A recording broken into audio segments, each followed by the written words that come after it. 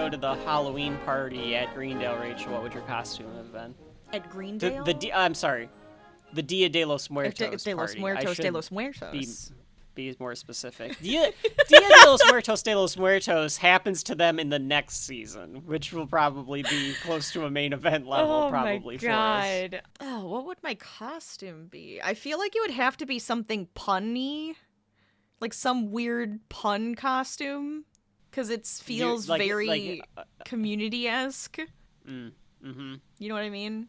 Yeah. I'm trying to think of all the costumes that people have been over the years on Community, because there's quite a lot of costuming. There are. There really are. I think I'd dress up like the squirrel. You would be the squirrel, just like Britta? Couples costume with What Britta, if you were a nut or a tree? Exactly. And she was the squirrel. That's better. I dress up as a big acorn or something. Right, yeah. You gotta match the person and be like, oh do my an god, unwilling we match. Costume. Yeah, you do that thing where you're just like, oh my god, wow, we match. How perfect. I didn't remember that it was a Dia de los Muertos party for some reason, also known as the Mexican Halloween. Anyway, speaking of Mexican Halloween, I am Kevin. And I'm Rachel. And this is Shelf Life, a podcast where brother and sister team go through all things pop culture, no matter the genre, to determine whether or not the subject at hand belongs on your shelf.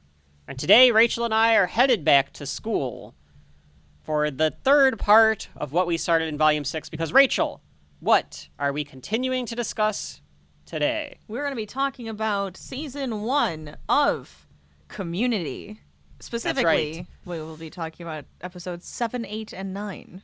And it is appropriate that the first episode happens to be Introduction to Statistics because, as we all know, we like to talk about statistics on the show. Constantly. That's obviously the reason. Yes. Not because it is a Dia de los Muertos party and Rachel and I have made that part of our Shelf Life lore for some reason. I don't know how that happened. It just happened. I don't remember why it happened. It happened because of the Pink Eye episode of South Park that Dia de los Muertos became a thing. We covered the first 6 episodes of Community in Volume 6. We are going to continue that in Volume 7. We're gonna cover the first semester of Community here. Episodes 7, 8, and 9 are in this episode. We'll do 10, 11, 12 in another episode. We talked about our feelings about the show and everything, so we might as well get right into it. But what is our first episode that we are covering today? We are going to be talking about Episode 7, Introduction to Statistics. A Halloween party for Dia de los Muertos. Dia de los Muertos. I'm going to say it wrong. Dia de los Muertos? Muertos. Dia de los Muertos. Slideshow Mel. I needed to rev up for it because I was like, my mouth isn't going to be able to do it. Mm-hmm. Yeah, I mean that's what the episode is. It is the deal. It's their Halloween episode. It's their first Halloween episode of Community. Right. Get ready to feel the Halloween spirit. A little bit, a little spookiness. Except for there's nothing really spooky in this episode. No, it's not spooky. It's more it's just cute about and fun. It's like it's Halloween party. It's like Mickey Mouse is not scary Halloween or whatever they call it at Disney World. Yeah. Annie's putting on a Halloween party. She wants it to go well. She's afraid that it won't. And that's the driving force. That's the main piece, yes. She wants Jeff to be there because she thinks if Jeff is there, people will accept her more. Think that it's cool. Yeah. This episode was directed by Justin Lin, Rachel. Mm-hmm. A name that you might be slightly familiar with. Sounds familiar. Yeah, it should sound familiar. So he has directed some episodes of Community. In particular, he directed this one. He's going to direct one that comes later in the year or in the season with Modern Warfare. He directed some Fast and the Furious stuff. Okay. He directed Star Trek Beyond. He's an action director, primarily. Interesting. When you think about it. But apparently the Russos knew him from their time in film school, so they asked him, would you want to do an episode of Community? And they liked the idea, and they said he has a style, he has some different art that he depicts when he's doing his stuff. So that was their reasoning for bringing him in. They do kind of credit, and I I didn't catch it on first glance, although I will always say, going back in time and thinking about my feelings toward this episode before I watched it, this was one where I thought it was elevated above the first 6 episodes. Okay. At least that's what I remembered in my head. All right. I pre-watched it thinking that, and I don't know if that's because I just watch it more because it's Halloween themed, so it's easy to go back to over the years. Sure. Or if it really was. And then I wondered if it was one of those subconscious things.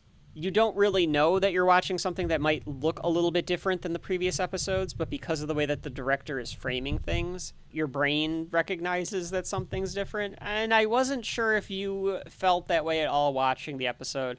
Let me know if you did. I think we could maybe see some of that in the way that, in particular, the ending with Abed as Batman, or the way that Pierce has his freak out. Sure. Like stuff like that. Anyway, it was written by Dan Harmon, John Pollock, and Tim Hobart. It aired on October 29th, 2009. So let's get right into it, Rachel. So the episode begins with Chang explaining to the class there is a rule that if students not donate their time, but like decide to put together something using their free time, they can quote, get extra unquote. credit. Yes. And no one has ever done it before, but of course Annie is going to do it. Yes. And I think the idea is that if she puts together a party for the class and right. it's Spanish themed, it has to be that she can class get extra theme. credit. Mm-hmm. And of course this pisses off Chang because he's going to have to go to this party to be able to give extra credit to like whoever shows up, and Annie's going to get more extra credit for right. putting it together. We learn that she's hosting a Dia de los Muertos party. She has to explain what Dia de los Muertos means. Rachel, explain to the people what Dia de los Muertos means that if they don't know. Oh, Dia de los Muertos is the Day of the Dead. It is the Mexican. It is a Mexican holiday, correct? It's essentially Mexican Halloween, which is slightly offensive for the sexual position, of course. What? I like the idea that... Is there? I don't even want to ask that question. I don't think... I mean, there's no such thing as any of these stupid sexual positions that people make, stupid names of. There could be... No one's ever done a rusty trombone or a Cleveland steamer or any of these other things. The Mexican Halloween was one that they obviously just made up, though. I see. Oh no, Rachel hummed. Now she's reading way too much about the Mexican Halloween. I don't know if I should read that. Now she looks disgusted. Yeah, there's a couple weird ones. I don't think I'm allowed to say these things out loud. You're gonna have to censor everything I say. Some of these were just like, oh yeah, it's like a fictional sexual position. Just put a nationality with a noun and you can call it a sexual position. But then I scroll down and there's 100%. Somebody is trying to explain what it is. It says Mexican Halloween is a sexual act. It occurs when a man is having sex with a woman from behind and he opens up a can of chili con carne he had hidden earlier and to the woman's back. It can also be replaced with salsa sauce if necessary. But what makes that Halloween, though? I don't know. No, because it just doesn't make none of these make any sense. None of these make them Halloween, and I'm upset by it. Folks at home, if you frequent the Urban Dictionary, could you update the Mexican Halloween to be better? It's much... I don't want to even say these. There's like too many... it's gross. It's when a woman is tied up like a piñata, and the man with his candy falls out. This is what we're reduced to. What is wrong here? We're not reading these. We're not keeping any of this in. It's awful. This is not the show. It's disgusting. Anyways, back to Community. It's not real. I have never look it up. I have never attended. I've never attended. I don't think I've ever attended a formal Dia de los Muertos party. Maybe I have. I don't recall. Because, I remember at school, people would do them to, get away with, it's not Halloween, but it is Dia de los Muertos. Okay.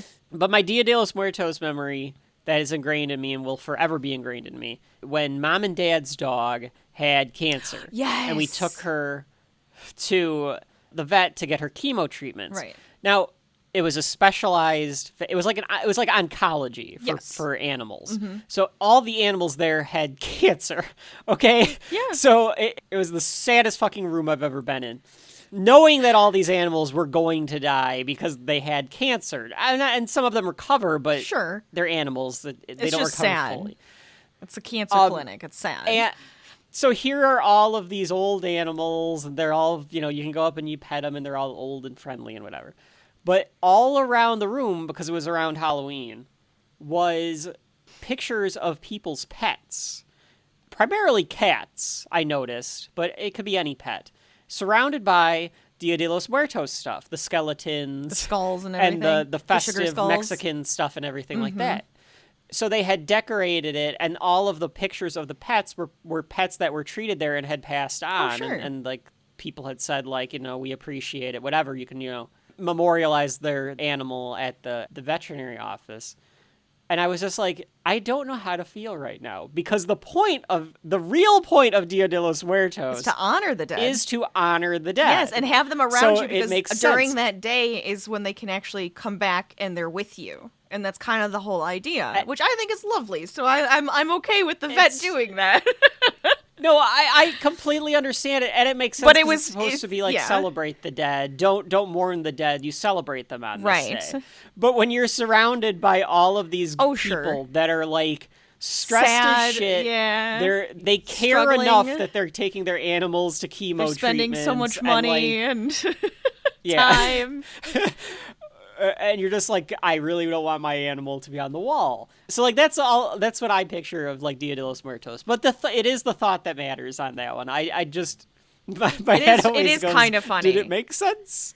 It is kind of funny. I mean, it would be a little weirder if they took the sugar skull. Were they like animal shaped sugar skulls? I don't think so. Because that would be fun. Skeletons. That'd be very fun if they did it where it was fun. Like animal shapes of like their skulls. Yeah, I mean, and it might have been all the people that worked there as animals. I don't know, but I think it was just like animals that had been treated there and stuff. So anyway, they are going to put on the Dia de los Muertos party. So Annie's very excited to be putting this on because that's Annie. Yes. My favorite part of this is when after explaining it all, Senor Chang, instead of doing his Hasta luego. Yeah.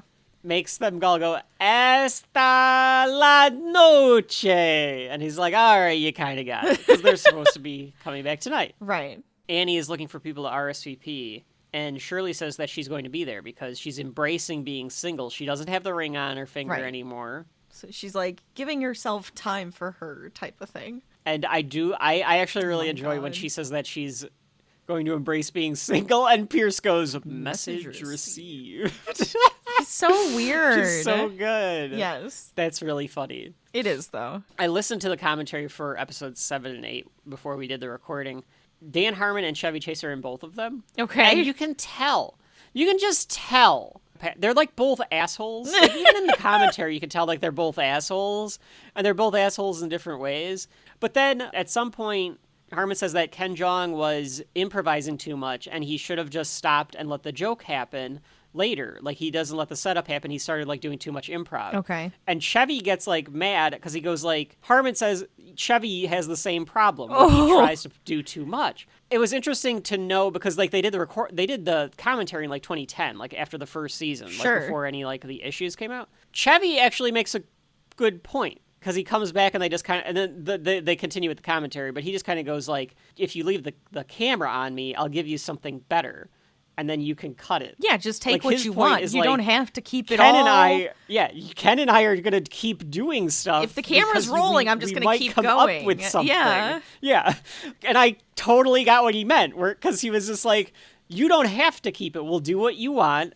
And then we're going to do 5 other things, and you might go, that's better. I kind of like this, but I like this for this part. Yeah, it's one of those things. It was interesting because it wasn't like they were, like, contentious with each other, but you can just tell, like, the two personalities clash even in the commentary. And I just wanted to bring that up because this was another one of those where it's like, the way that Chevy Chase plays this character is so good. He's so funny in this. And it might be a combination of how it's written and how Harmon and company do it, but it's also because of Chevy Chase. Right. And it's just a shame that they couldn't keep that going because of their personalities clashing, but whatever. Jeff says he's not going to RSVP. He hasn't RSVP'd yet because he's too cool to go, because Britta confronts him about going, and he says he's not going. Pierce is trying to RSVP via his phone that was established already. Yes. He can't figure out how to answer it or answer the or email do anything, correctly. Honestly, because he accidentally calls his mom.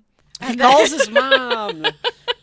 Yeah, it's funny, though, that he calls his mom, because the mom, who would have to be, like, at least in her 80s. Just so old. But she's doing mom talk. She's definitely she's doing the same mom accent. Yeah. She's doing the mom. Wrong number. Has that boy Jeff stopped teasing you? How's your Canadian girlfriend? I saw your father's ghost again. Oh, how is your Is school? that boy Jeff being nice to you? How is class? Yeah, she's doing all of that. And he can't figure out how to turn it off speaker. And doesn't even bother. He just, like, hides it in his bag and walks out of the room. Yeah, and just walks out. I thought he was going to, like, smash it with his hand or something. He kind of was hitting it against the desk in the bag. Jeff shoots his shot one more time at Britta. And it's like, Jeff, let this go. Why do you keep doing this? But I think he was doing this to just get a rise out of Britta. Right. Because he tells her that his statistics professor is hot. Mm-hmm. And he wants to try to make a pass at her, but he needs to close the door with Britta first before he goes after this professor, which I do not see Jeff. I think he's just trying to get under Britta's skin. I think because so. Jeff Winger, he's not like one of these girls that's like, I can only talk to one guy online at a time. Oh, God, no. He's going to talk to 8 women at a time and to figure out who's going to get the best of Jeff, if you know what I mean. Yes, I know what you mean. We see Jeff in the statistics class with the hot teacher. Giving her eyes. Giving her the eyes, and she looks uncomfortable. She knows, too. He's making her uncomfortable. That's a good way to phrase it. This is Professor Slater, played by Lauren Stamiel, a recurring character in Season 1 of Community, of course. So she's giving the rest of her lecture. It is, I don't know, folks at home. The student-professor relationship is one thing, and I get that they're around the same age. Yeah, but it's still inappropriate. But to sit there and make these googly, it's not even googly eyes. It's sex creep eyes. It's sex eyes. Yeah. It's the come hither, but Jeff wise, like Jeff come hither look. He's study fucking her. Yeah, it's definitely like the Jeff, yeah. Yes. Yeah. Rachel's Tony Storm posing on the other side of the studio. You know what I mean? Yeah, I mean, Rachel, you were doing like 1940s starlet with like the hands. But that's what he was doing. He had his hands. He was like using his hands, and he was like going across, like he was like touching his lip and stuff. He's weird. It's too much, Jeff. Pull it back. It was way too much, and she knows that he's doing it too. Yes, which makes it even worse. He makes this béarnaise sauce joke. Yes, he does. Because she's giving a lecture on what's his name? Bernoulli. Bernoulli. Every time I hear the name Bernoulli, I have to do it like that because of stupid Spinulli. She's giving a lecture on Bernoulli, so then he says something about it being a sauce, and she goes, "I think you're getting it confused with Bernaise."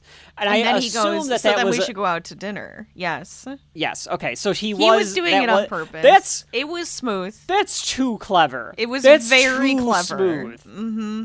In my entire life, I will never be that smooth. That is way too damn smooth. He was thinking of that the entire class. He was trying to come up with the line the entire class. That is all he took out of it was the name Bernoulli. He has nothing else from that entire class. Well, okay, that's fair. I agree with that. He's giving her all these lines. He, in fact, is actually, it's working on her. I cannot get the character of Slater in this episode, Rachel, because so most weird. of Jeff's lines all work on her. Yes. He's either exactly her type, she is just or she DTF. is so or she's, I feel like there's like a darker side to her, and I don't remember if you actually get to see it. Not darker side, but like a less put together side. Because she comes off as extremely put together and well-read. She's got some weird baggage, I would think. Yes. Yeah. Because she's at Greendale. Right. So... Yes. There's already something in the closet. Something. All right? What's going on? Something's missing. Something's missing, all right. What does he say? Because he's like, is this working? And she's like, it was until you had to ask. Yes. Well, yeah, because she said it's cute. It's a little aggressive. But as a busy, confident woman, I'm attracted to men who take charge. And yeah, said, I guess you're she does nailing say it why. until you had to ask. Yes. So she just kind of likes the idea. Maybe she just kind of likes the idea that there's this guy that was a professional. Pursuing her. She likes men pursuing her. Has this confidence. Yeah, and has the confidence to be able to do it and get away with it. Mm-hmm. So maybe that's what it is. I don't know. Like, he's like, damn the consequences, and she's like, all right. Yeah, exactly. I think that's what it is. She tells him that she would date him. He's tall, which takes me out of the Slater running. He is very tall. Every time he's with Annie, dresses nice. Like, they go from her perspective, and you're just like, yeah, he's tall. He's up there. Well, because Allison, all three tiny. of the women on the show are small, and then it just looks really funny. You have freaking Jeff. Even Troy and Abed are short. Yeah, like they're not tall guys. No. So like Jeff just towers over, and Chevy. I was gonna say over everybody. Chevy is just a little shorter than Jeff. So anytime he's next to him, he's just a little shorter, and it's still Jesus, you're tall. He dresses nice. And she has graded enough of his papers to know that she would not feel intellectually inadequate. So she's the type of person that likes to date somebody that's dumber than her. Jeff fits the boat. Interesting. What are your thoughts on that, Rachel? I have never thought about that as a turnoff about dating someone that... Intellectual? Dating a girl that is intellectually superior to me. I've never thought about that as being I don't know if I care too much. I don't understand why. About how smart they are. I think it's the arrogance of being smart, because sometimes people take their smartness as their only personality trait, and then they have to show it off constantly. Okay. So maybe that could be the problem. We'll get into that, and we'll get into that in a minute here as well with the way that she introduces herself. So maybe that is a sticking point when it comes to Slater because of how she introduces herself to Britta later. Mm-hmm. But... she says that she will not date him because she does not date students, and that's it's a personal rule. I will not do it. It's interesting because it's a personal rule. What she says, not a school rule. Not I can't date you because that's frowned upon. It's I don't do it. I don't want to. Yes, weird. Well, Greendale. Yeah, things are going to happen. That's fair. I think the dean wants it to happen because he likes the drama. Yeah. Plus, he'd also want Jeff. So. Oh, that's true. If he could shoot his shot, I think he would shoot his shot. That's right. Mm-hmm. Feel the biceps and stuff on Jeff, and then I do agree though. I didn't exactly pick that out where he says that or she says that it's a personal choice that she does not hate her students. Yeah. Where it's no one talks about the fact that it is completely inappropriate for her to be dating someone that's in her class. Exactly. It's okay, well then you just have to wait till the semester's over, then you can date her. But he's not going to want her then because she's not the teacher. I feel like he has a thing like that too. I suppose. Well, it probably fulfills some sort of punch card for Jeff Winger. Yeah, very true. To date or to sleep with a professor. I guarantee you that's somewhere on his punch card is that. Mm-hmm. Jeff is, I think, just attracted to anyone that he deems attractive. They have to be worthy. Jeff worthy. That's right. They have to be Jeff worthy. That's right. They're leaving the room and Jeff pursues. Shirley and Britta are walking the other direction, and Britta is claiming that she's not bothered by this at all. She doesn't really care. She's over it, even though it always has been Jeff trying to get with Britta. Yes. So I didn't quite get the, she doesn't really have anything to be over because maybe she's attracted to him physically, but it's always been Jeff. Sure, it's always been Jeff pursuing her, but that doesn't mean she doesn't have feelings, and so she has to get over those feelings that she may have. Okay. That Shirley knows are there. Because Shirley is very on top of this. Yes, Shirley is very on top of it. She keeps calling her a bitch and stuff. Yes. It's disgusting the way men behave. Jeff asks Slater if they can go for a cup of coffee, and he thinks that he could change her mind. And she's right, you can change my mind. And that's why you are not going to get the chance. So she already, like, knows her boundaries. She knows that, like, she will fall for it if, like, she lets him, like, do the moves. Yes. She almost wants him to do the moves, too. Oh, absolutely. So she's like, can't let you. Yeah. Right. I love Leonard being like, ooh. Yeah, it's like, whatever he does. Yeah. Like, yeah, she His got little you will. good. Yeah. Mm-hmm. Shut up, Leonard. Leonard's always just there. Another man who likes his drama. Yes, Leonard does like his He drama. does. I believe it was when you asked ChatGPT to do the 12 Angry Men episode of Community for us, and it suggested that Leonard would be the one on trial. Yes! And it was like, yeah, that makes sense. That's all right. For some reason, it makes sense. Annie comes up to Jeff, and she's being assertive, and she's putting her foot down Yep. about Jeff going to this party. Right. And it's not working on Jeff. And Jeff is like, yeah, you can be assertive all you want, but I'm not going. And so she decides to try plan B, which is to start crying. The and she breaks crocodile down tears. and says, this is going to be the first party that she's had, that she's ever thrown. Because they all and she just hated wants her to in be high cool. school, and they never went well. These are some good lines for her, because she says that she wants to throw a party where people say that they don't have to get home to go watch the news. Which I've got to use that line It's someday. great. Like, look, I gotta go. if you're like I gotta go watch the news. If you show up, it'll be the first party I host where everyone doesn't say they need to get home in time for the news.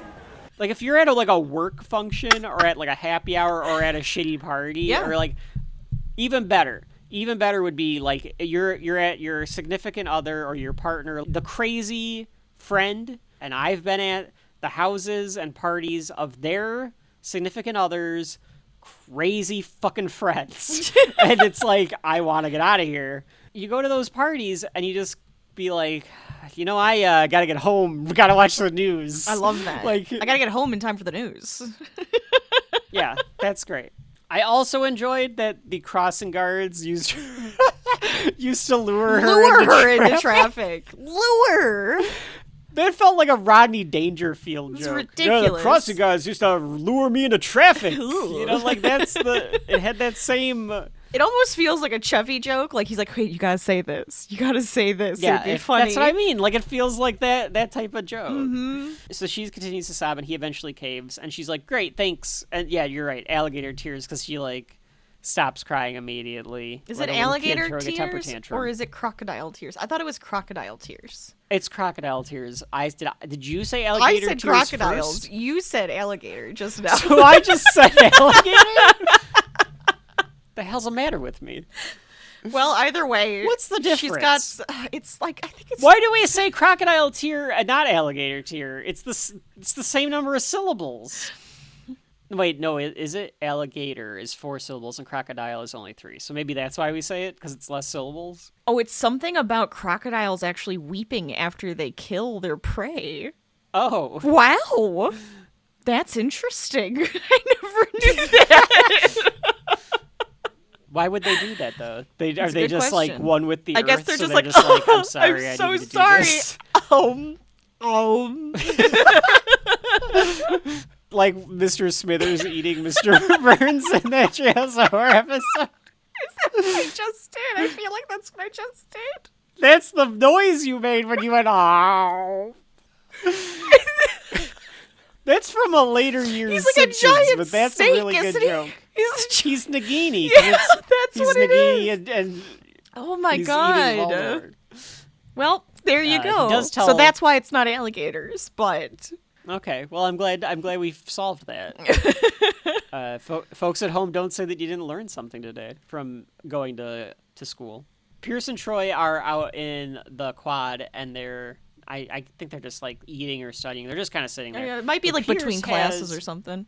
his old man pill set, Yes. which tells him which pills to take every day. Right. Which, hey, it's a good idea. No, it's handy. It's a good idea to do it, Mm-hmm. especially if you're on multiple pills. Yeah, I was going to say, not just old, but if you're just on multiple pills in general. Yeah, he's afraid. Pierce tries to take his pills discreetly because he's afraid of doing anything that makes him look old. Yes, he doesn't want to look old. That is his biggest fear, is just looking old. Mm-hmm. So he tries to do it discreetly, but Abed catches him immediately. Yeah, because he's just standing right behind him.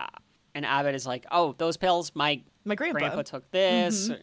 And my grandma had, forgot and all of this stuff. Yeah, he was like hallucinating at one point because he took the wrong thing at the wrong time. Some of it's for like incontinence and all of this thing. Yeah, it's for this one's for your heart. And they caught him like naked down the Gaza Strip or something. Something like ridiculous. That mm-hmm. So Pierce gets pissed and goes, "I'm not your pantsless grandpa." Great line. And I do love that Troy just kind of goes, pantsless grandpa. He doesn't care about anything else. He didn't hear or care about any of the other stuff. It was just the pantsless grandpa line that got him. He probably didn't need to be discreet about the pills at all because Troy was probably not paying any attention. Yeah. And Abed is just Abed. He's not actually being like mean. He's just like, oh, I recognize that. Judgmental or anything. Yeah.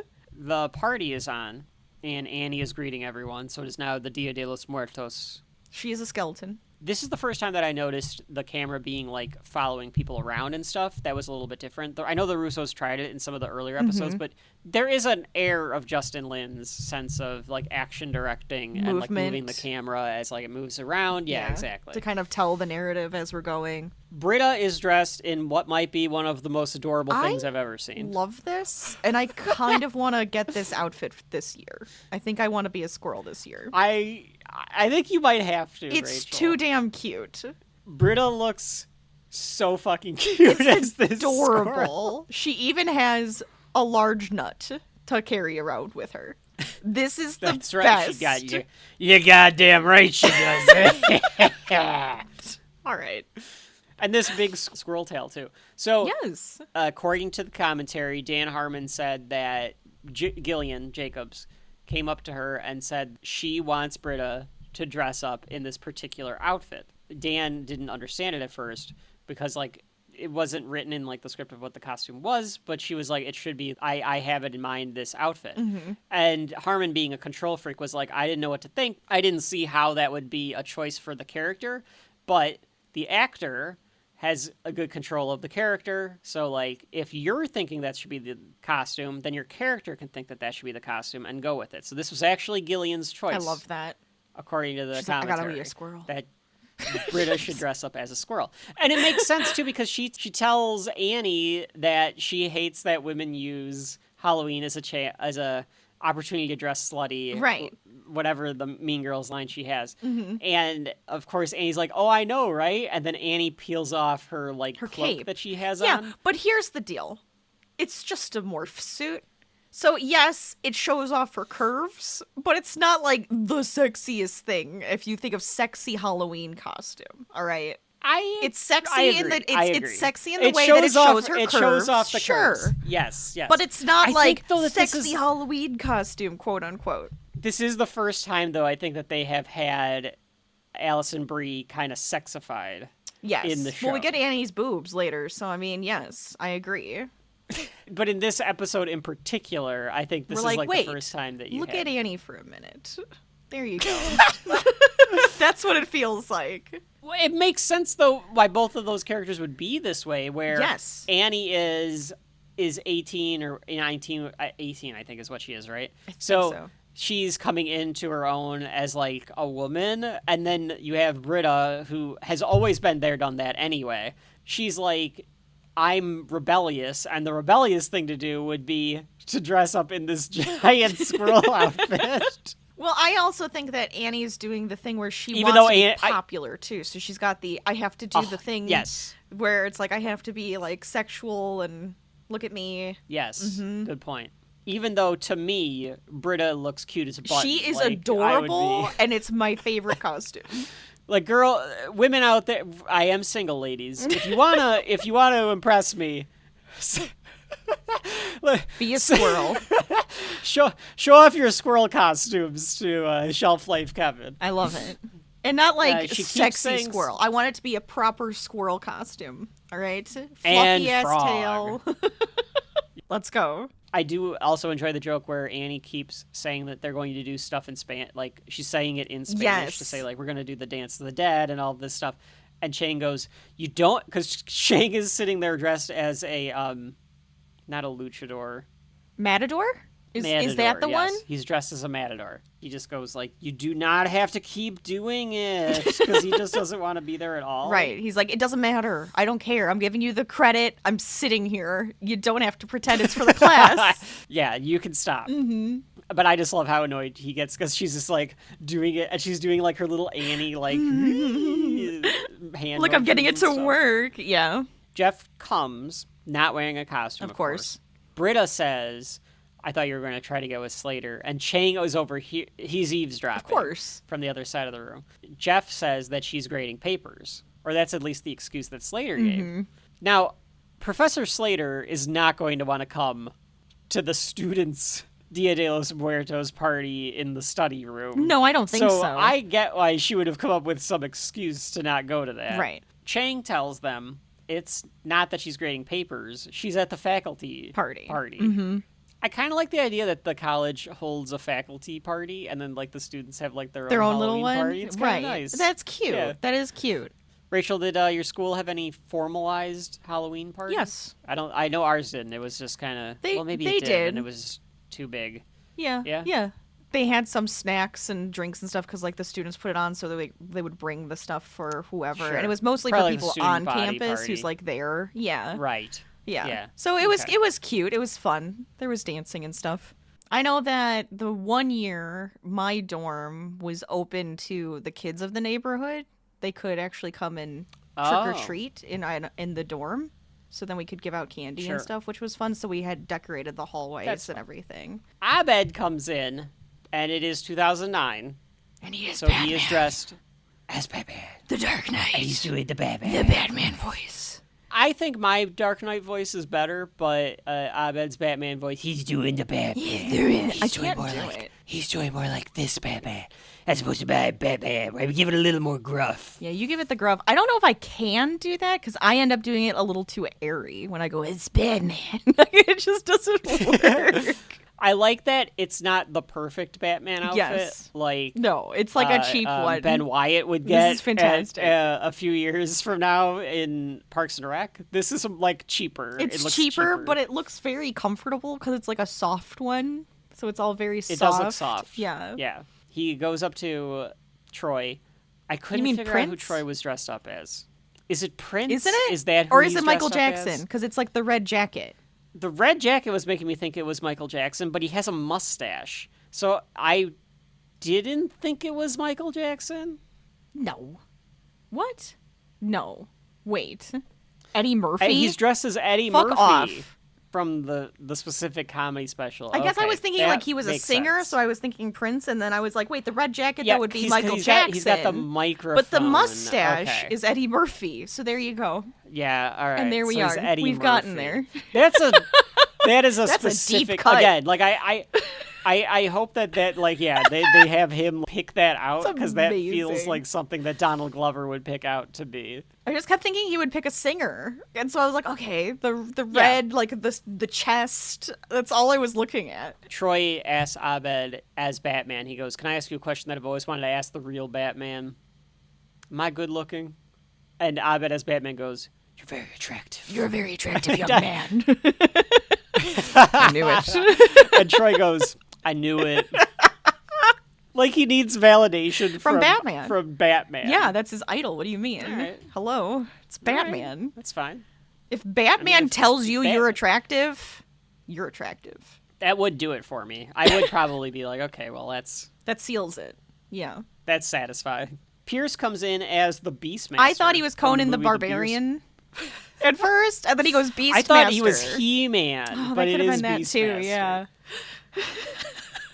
I think that's part of the joke, though, is that no one knows what Beastmaster is. So then, because he wanted to be hip and cool. Beastmaster. He hasn't even seen Beastmaster. The wig. I've never even seen Beastmaster. I love the wig that he's got on. Yes. And like the falcon on the arm. Oh my god. He asks Jeff if he's coming as a gay douchebag and does like the laugh. And they're all I like just that he can say that to Jeff, though. Oh, of course, yeah. And here's Shirley dressed up as Urkel as Harry Potter. She's adorable. So all of them think that she's very cute. That she's Urkel. Yes. But she's actually being Harry Potter. She does a British accent. She's doing a British accent. I couldn't tell racists. If they thought that it was an Urkel accent. I mean, to be fair, she didn't really nail the Harry Potterness of the outfit. Well, she's got the circle glasses. She's got the red and the tie, because she's the school, and she's doing a British accent. The tie makes it Harry Potter. I will give you that. Because if it was Urkel, there wouldn't be a tie. That's true. There would be suspenders. There would be suspenders. I guess he does wear a sweater. He does wear a cardigan, doesn't he? He does. He wears a cardigan. That's what I'm saying. Okay, I can kind of see mixed. it. I'm sorry, I can kind of see it. I understand. I understand. Yeah. I retract the racist I don't, label. But I get it. Pierce takes his pills out in the bathroom because he's trying to do it without people noticing. But Starburns is in there and catches him, and all of Pierce's pills fall over the place. And he, of course, Starburns, being a degenerate, thinks that they're real drugs. Well, like, he thinks that they're street drugs and not, over the counter. Yes. Recreational drugs. Recreational, right. That's the word. I like street drugs. Street drugs. Street drugs sounds like some, terrible 1990s cartoon where they, all the drugs became anthropomorphic. Ooh. It's like Street Sharks, but they make you watch it at drugs. school. Like, it's one of those, cartoons they make you watch at school. Oh, no, here comes Crystal Meth! And he's, punching, the sides of, the cars and stuff down the street. It's PCP! Oh, no! I like that idea. Yeah, there you go. You should try that. That would solve the war on drugs really fast. Absolutely. Mm-hmm. But anyway, Pierce wants to seem cool, so he does say that they're drugs. And Starburns offers to trade him one of his little pills for two of Pierce's. Yes. Because he even calls him the Beastmaster. So he's like, oh, you even know my costume. Mm-hmm. Mm-hmm. Mm-hmm. So he wants to appear cool. He takes it right then and there. I think because he almost chickens him out because he says, I thought you were the Beastmaster. Right. Because he's like, oh, I don't know. I don't need it. Yeah. Exactly. So he takes this pill. Clearly it's ecstasy, the way that Pierce is acting. Mm-hmm. I don't think they ever call it out as ecstasy. I don't think they call it out as anything. Everything. Right. But he's doing everything that, ecstasy would make you do. Which, in the late aughts, was, that street drug of choice. I don't know what it is now because I don't do drugs. Oh, I have no idea. At the time of this recording. No idea. Fentanyl would not be the drug of choice, I don't think. But I don't even know what that really does. But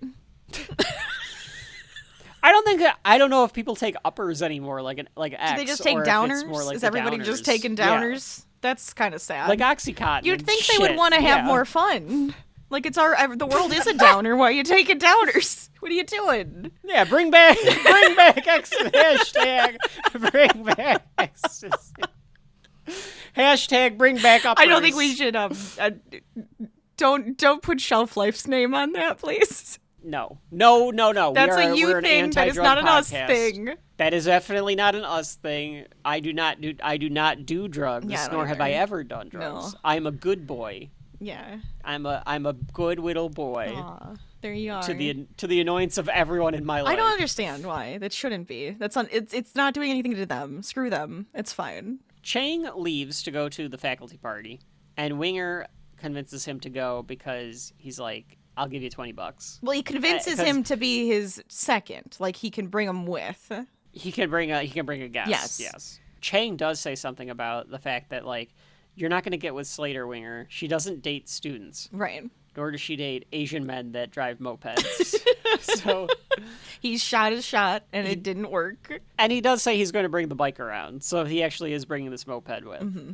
The drugs start to take effect on Pierce. Yeah, because he's licking his gums and stuff. He's being weird. I will say, in the commentary, Chevy Chase was like, I had no idea I don't know, because they're like, yeah, this is ecstasy or whatever. Chevy's like, I had no idea what it was. What am I supposed to do? you're doing everything that we like. Clearly they just directed him to do this because he's doing everything that people on ecstasy do. I guess it's one of those things where it's just like, okay, do what you think people would act like when they're on drugs, and then you just go, okay, act weird, pretend you're trying to act normal, but do it in a weird way. I think that's got to be a part of it. Well, that's how he starts, but the touching people and the getting the erection and the feeling himself and stuff like that, that is specifically to X. Oh yeah, it's right. Like, it's the love drug or whatever it used to be called. It feels like something that Pierce would have done in his prime because he's old. Well, he would have done like acid. Oh, he would have done acid. Okay. Yeah. I don't know that the would difference, have been like 60s but or 70s. Yeah. I mean, neither do I. But that's what he would have done. Oh, it would have been that would have been the equivalent of it. Fair. Anyway. Yeah. I don't even. Do I look it up? No. Go on. I was gonna look up the difference. Annie starts. I mean, if you put it in incognito mode, you can get away with anything. Anybody, if the FBI agent who's watching me is probably just really fucking confused half the time because I look up all the things and I just don't give a shit. So they don't know. They don't care. It doesn't matter. That's because you're white. Annie starts the dance of the dead. Starburns pulls Pierce aside and goes, "What the hell, Pierce? What were in those drugs you gave me? My heart stopped racing and I can't pee." The can't pee, obviously, but maybe Starburns needs something for that heart palpitation problem that he might have. Potentially. Annie was planning on dancing with Jeff, but since he left, now there's an issue, and of course, this is when Starburns says, like, "Oh, might have to get home. I might miss the news." So Annie starts to freak out. Of course. I mean, again, though, Starburns is on, old man medication, so it could just be the old man medication talking. I like that interpretation of it, yeah. Shirley and Britta know what happened, and they're upset. Shirley says that she's going to go find Professor Slater's car, and I thought that she said she was going to burn it down. I thought she said that, too. I thought it was something like burn it down, wasn't it? I think so. I think I'm going to find that bitch's car and burn it down. I think it's something to the effect of how she says it. At the faculty party... Oh, no, she just says, "I'm going to snap off her antenna." She says what she's going to do. Okay. Yeah. She does say she's going to snap off the antenna. Yes. All right. Sorry, I had to see what it was. At the faculty party, Jeff shows up with a cowboy hat, a full cowboy outfit. He's got the full belt. Yes. He's got the holster. He's got everything. And cowboy hat. So that means that he just happens to have a cowboy outfit close enough, like in his car, so that he could put it on, because they're still on campus, right? Yes. I would assume that they're still on campus. They're just like on the other side of campus. Yeah, they're just in a different building. They must be on campus because the study group shows up in a couple of minutes. Right, so they're not that far. Professor Slater is dressed up as Robin Hood. Jeff tells her that he is there to show her his non-student side. And she says, okay, you know what? This is doing it. Again, he plays his cards right, even though he doesn't know what he's doing. Because Slater goes, "You know what? This is actually doing it for me. I lost my virginity to somebody at a rodeo." Yeah, I think that was something like that. Mm-hmm. Which, again, she's Jeff showing her baggage. She's showing her baggage there. And Jeff says that he lost his to a girl at a party. Junior Britta rodeo shows up to taunt him. I'm sorry, go on. Oh, yeah. The winner of the junior rodeo or something like that, I think is what she says. Britta shows up to taunt him, dressed in the squirrel. I love that she carries the nut around. Well, what is she going to do? Episode. What else is she going to do with it? I didn't leave it somewhere in the study room. Why would you leave it? Somebody's going to take her nut. Maybe it's her purse. Maybe she's got stuff in there. She's got her keys in there. She's got stuff that inside. That would be pretty cute. Yeah, that's what I would do. She berates Jeff. And then goes... As she's doing that, she's like, whoa, wait a minute. She realizes the man is dressed as a cowboy. And this is where she comes up to the conclusion where she's like, you have a full cowboy outfit just sitting around that you were able to get to? I'm assuming he has a couple sexy outfits like this, like sexy dude outfits, because this man he either likes to play or it's foreplay. And then also just has them just in case he wants to go to a party like this to pick up chicks. Or if he goes to some place where maybe he has the cowboy outfit because he goes to square dances to pick up ladies. You never know. You don't know. Or that might just be the place he has to go to get some lady that he saw. That's right. I agree, though. He has at least 3 outfits in his car at all times. At all times, yes. Of varying degrees. Mm-hmm. So yeah, he's got like the suave suit. He's got a maybe more like an athletic outfit, and then he's got like a costume of some kind at all times. Definitely. Mm-hmm, mm-hmm. Well, the athletic outfit is probably literally like tight shorts and no shirt, is my guess. But yeah, he's just walking around in boxer briefs. Well, I was thinking like bicycle shorts that like don't hide anything type of thing is what I expect for some reason. Well, we'll get to that episode later on. Maybe it might be in the second semester. Slater introduces herself to Britta, and she introduces herself saying, Professor Slater, PhD. This is where I was wondering, Rachel, if this is like you said, a thing where she makes being a doctor her personality, or a bit of it. But in fairness to Slater, Britta is 30 years old, or 29, whatever they say she is. So she could be part of the faculty. So if you haven't met this person that you think might be part of the faculty... I don't think you just give your letters. You don't just go... I didn't think so either. I'm going to go up to anybody and just say, hey, I'm Rachel, PhD. Like, that seems ridiculous. Like... It usually only comes up, like, in conversation. Yeah, I feel like that's like a networking thing. That's a networking thing. Like, this isn't a networking. This is a party. I podcast. I have my PhD in podcasting. That's right. I'm Dr. Kevin of Shelf Life Podcast. Of the Couch Potato Network. Honorable degree. The CPN. I got my degree at... What was that? The Couch Potato Network. Oh, God. I do like the way that Britta almost fires back at Slater, though, because she says, Professor Slater, PhD, and she goes, Britta Perry, GED. Yes, like, I loved that. That was great. Without hesitation. Then Slater goes like, oh, are you a classmate of Jeff's? Almost belittling both of them. Absolutely. Classmate, and I think it just seems like... You could have said friend, you could have said colleague, you could have said something, but classmate does sound belittling. Classmate. Jeff says that because Jeff is like, when you say it that way, you make it sound like we take naps. Right. And, like, is it like eat glue or something? Changed. Oh, okay. Eat glue. Yeah, it is. It's eat glue. So he's trying to, like, hold it all together, but as he's doing that, Abed and Troy show up, and Abed, like, does the sneak around, like, Batman. He kind of comes in, like, he just dropped down from the ceiling. With the cape out and everything. Yeah. It's adorable. And Troy says, Pierce took something and is acting weird. And it's... He's touching like that movie people Grumpy dancing. Old Men, but not hilarious. Yeah, he's touching people and dancing. It's like Grumpy Old Men, but not hilarious.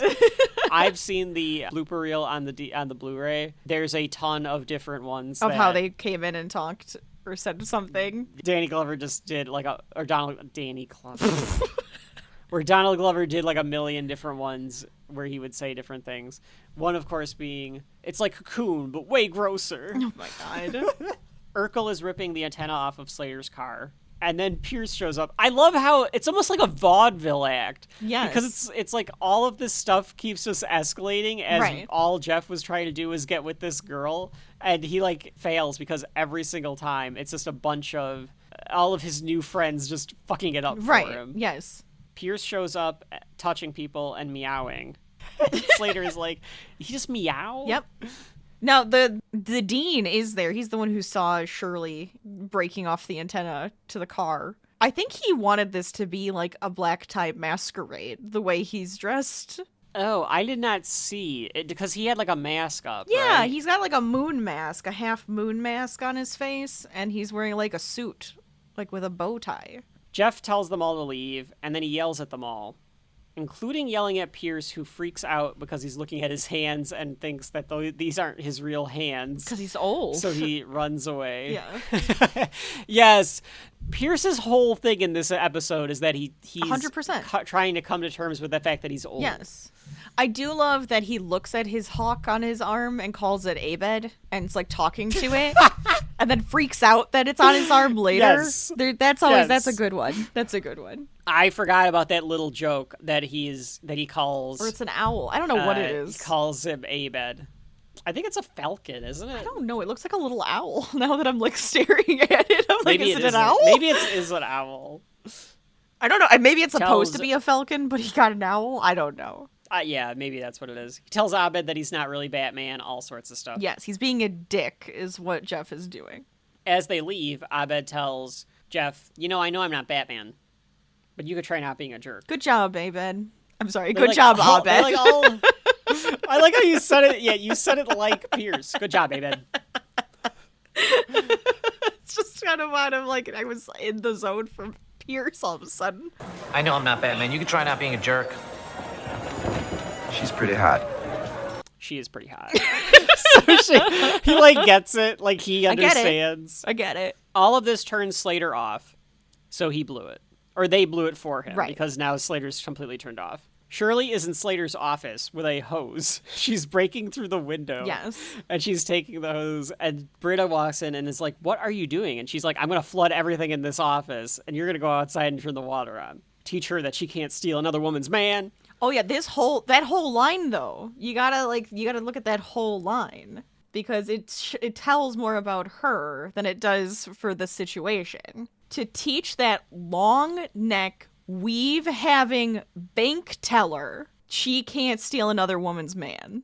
Okay. There you go. I'm sorry, I had to point that one out because that's very telling for Shirley here. No, you did, because that's so fast that I didn't catch all of that, so I'm glad that you did. Obviously, this has to do with her ex. It does not have to do with anything with Britta and Jeff and Slater. Yeah, she's projecting. She's projecting it completely. And Britta truly does not care. At least yet. Or at this moment. She does not care. Or at least she says it's not really sucks. bothering her. She's being empathetic. No, I'm not saying that... No, I'm not saying that she doesn't care about Shirley. I'm saying she doesn't care about Jeff and Slater at all. Sure. So it truly is just this situation for her. Right. To help Shirley versus having any opinion about what Jeff is doing. Right, yes. And Shirley admits that what she wanted, was for the husband to have to come crawling back to her and for her to be able to say, go to hell. Right. So it's not like she wanted the husband back. No. She just wanted to have She wanted him to grovel. Where she got to... She didn't want him to be happy. Be proud. And he's happy. He wants the ring back so that he can give it to the new girlfriend. He can get the ring back. Which is just which is bizarre. Well, I mean, I guess because it's a family ring, so it's not something that he bought specifically for Shirley. It's no, this was my mother's. Yeah. It's still weird. There's still something to that I don't know. Especially being that second woman, then it's you're giving me the ring you gave your ex-wife. No. There's a lot of no's to that one, I think. Yeah, that whole situation seems odd. And she was too proud to say any of that or too proud to believe that, go through those emotions. Mm-hmm. So she pretended that Britta was also upset. Yeah. And was taking it out on Slater. They hug, and the way that Justin Lynch frames the shot with Britta's tail. Yes. Britta's giant tail is funny. But she even says oh yeah, look at all these awards. I can't believe I targeted this lady. She's probably very nice. She does her very nice because it's her. Yeah, she's very nice. And Britta. And as they're leaving. Yes. Mm-hmm. Go ahead. Britta looks at it and goes, yeah, nice and pretentious, and then breaks one of her awards and just kind of smiles at it there, that's enough. With a strength, with superhuman strength. But that's what I wanted to say. What the hell was that thing made out of? Yeah. Good God. Yeah. It must have already had a crack in it or something, because how the hell was she able to do this? But here's your dollar store reward. Well, maybe. I mean, we don't know where she got that PhD from. Very true. I think that Britta was more pissed off that she introduced herself as Professor Slater, PhD, than anything else, too. Right. I think that maybe there is some resentment about There might be a Jeff. little bit of stuff about Jeff, but I think it's more so, you think you're better than me? Just because you have a PhD? Yeah.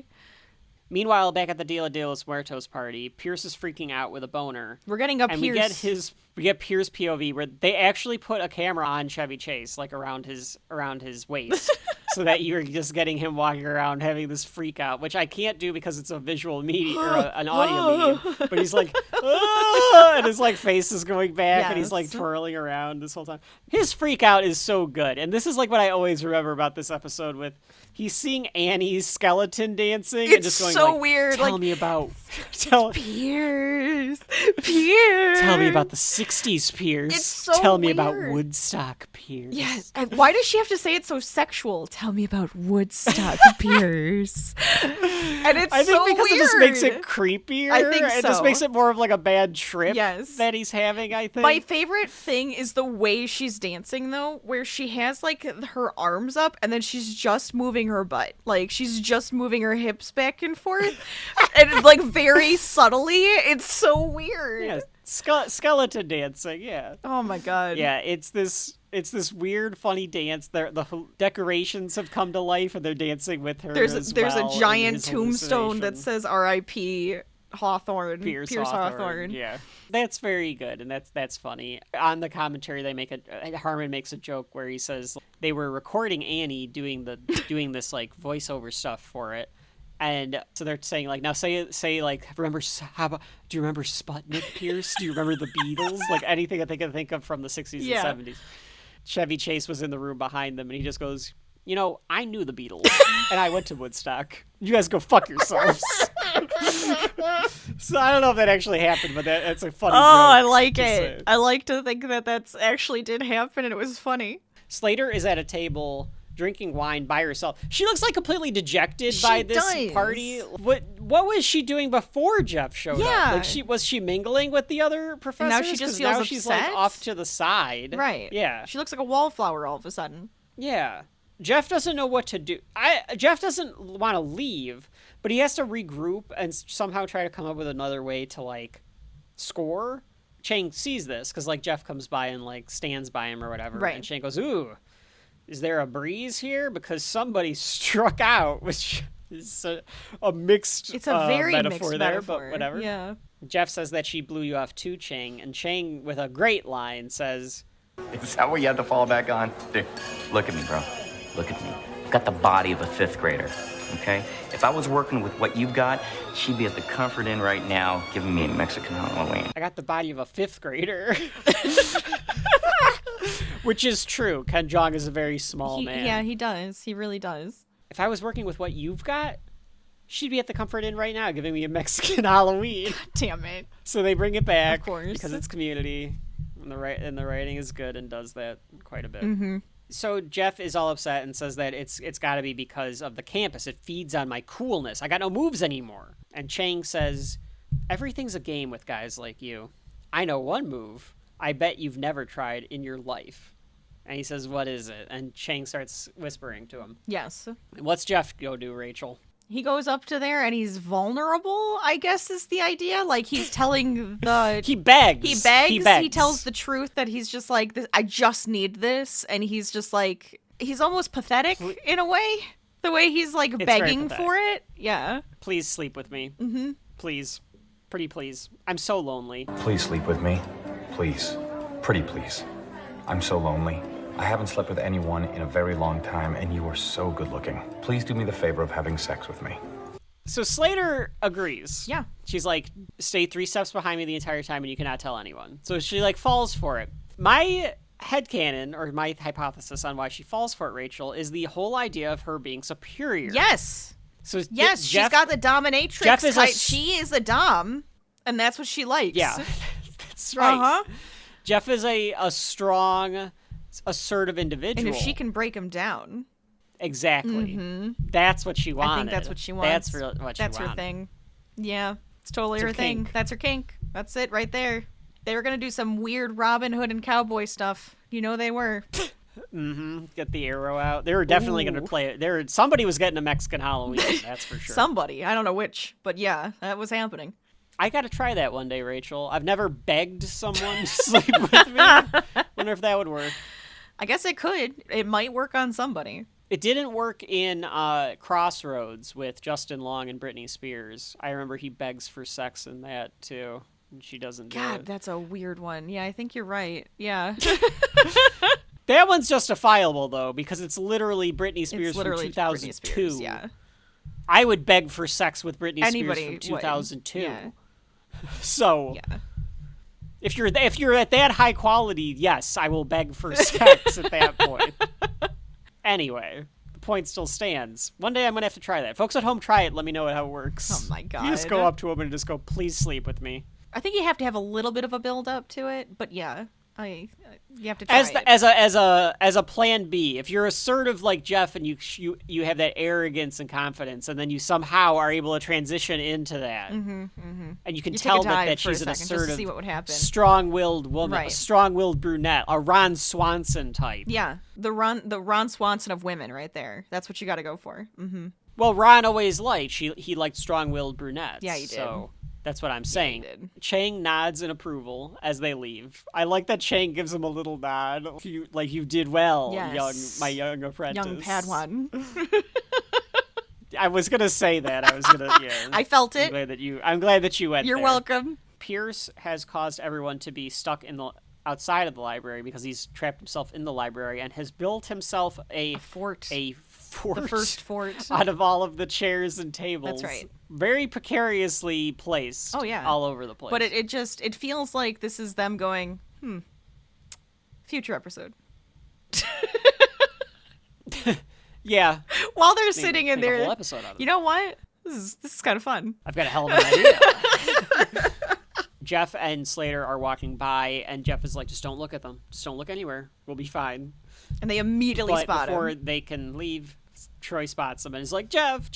Pierce is threatening to kill himself and doesn't want to call the police because he's afraid that he'll get in trouble for doing drugs. Jeff says he can't believe he's doing this, but he turns to Slater and says, I have to say goodnight. And Slater's like, are you like their court-appointed guardian or something? It does. Which is that's an understandable question. I get it because, it's like you've been wanting nothing but to sleep with me for at least a couple of days now, and I'm finally acquiescing to that request, and yet you are going to blow that off, right? To go help these people when anyone can do this. Yeah, there's like a whole group of them there. There's a whole group of people there. But Jeff is just like, no, they need me, and he says, no, they're my classmates.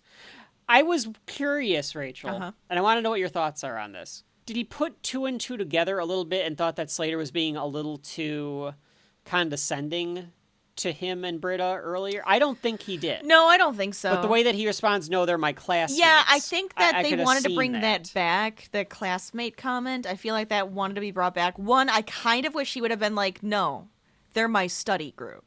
I kind of wanted I thought he was going to say be that. the line, because it's no, they're not my classmates. Sure. We're not children eating paste. And he wouldn't, they're not my friends, but they're my study group. And he feels like in charge of them that way.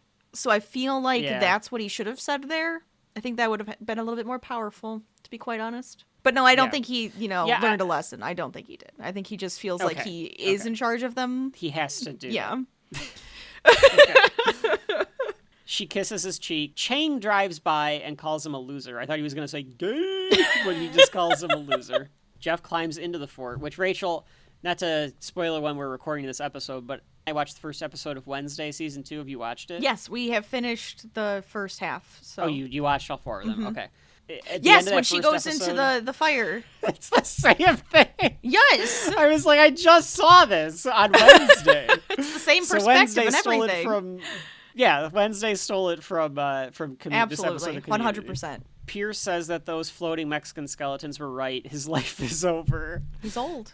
Yeah, he's old. Jeff tries to calm him back down and says, like, I don't know how you spent the first 60 years, but the amount of life you lived in the last few weeks has got to, count for something. He takes risks now, and he does all this stuff. And Pierce goes, well, I do have a young African-American friend. I like how Jeff's like, I can't correct him. So he's like, yes, you do. But more importantly, you're dressed as a gladiator in a fort of chairs or something like that. He's like living to be alive type of deal. I must have missed this when Jeff calls Chang a eavesdropping matador, and Senior Chang goes, are you saying my people are sneaky? Yes, that did happen. That is correct. That was when Britta and him were talking, and he said that she was doing the test. Yeah, that was one of the things. Yeah, I remember that. Jeff says, you're a hero, Pierce, all, these ridiculous attempts to, do stuff or, stay young and things like that. And Pierce is like, I am, does, a triumphant, hand up in the air thing. Yes. But it hits a partition in this precarious fort, And because of that, it starts to all crumble down around them. And they're going to be buried alive. Before it can destroy them or kill them, Abed as Batman comes in, and we get like the perspective, definitely reflective of the ending of Dark Knight with like the cape and like running towards the two of them.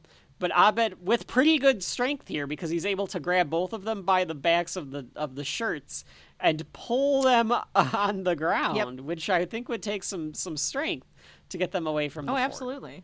So he saves them. And Jeff looks up at Abed and says, Batman, are you staying for the party?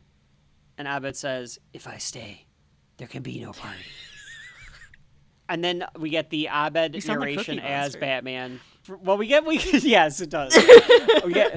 We'll get that in a second. But we get a very Dark Knight ending. Like, they're even doing the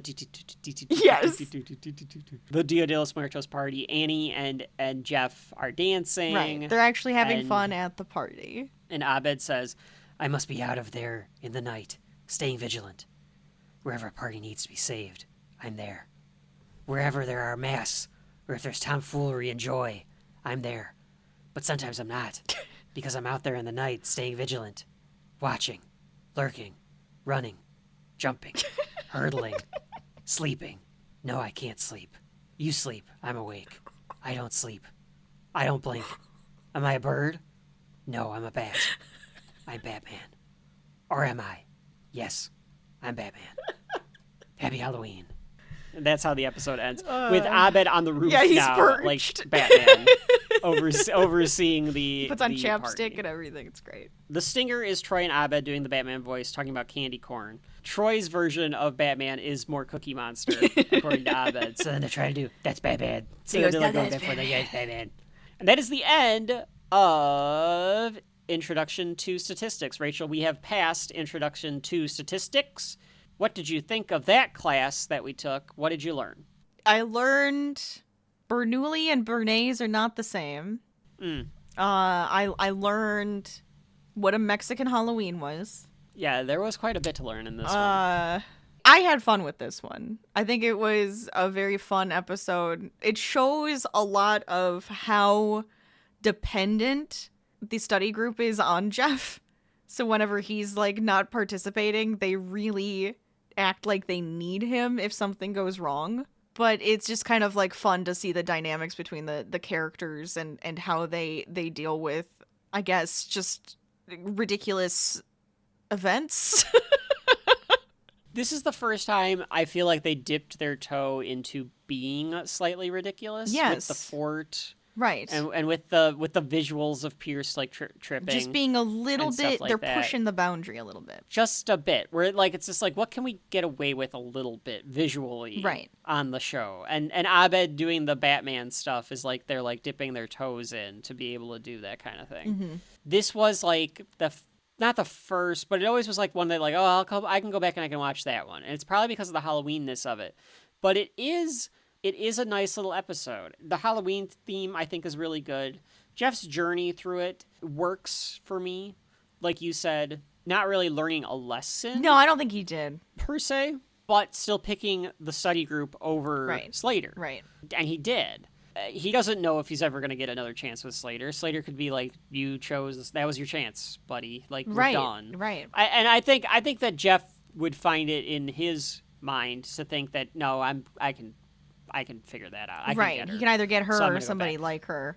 I even think that part of it could be that as big of a deal, but he had to stoop to a level that he's like, no, I'm praised higher with my study group than I am with this woman who I want to sleep with.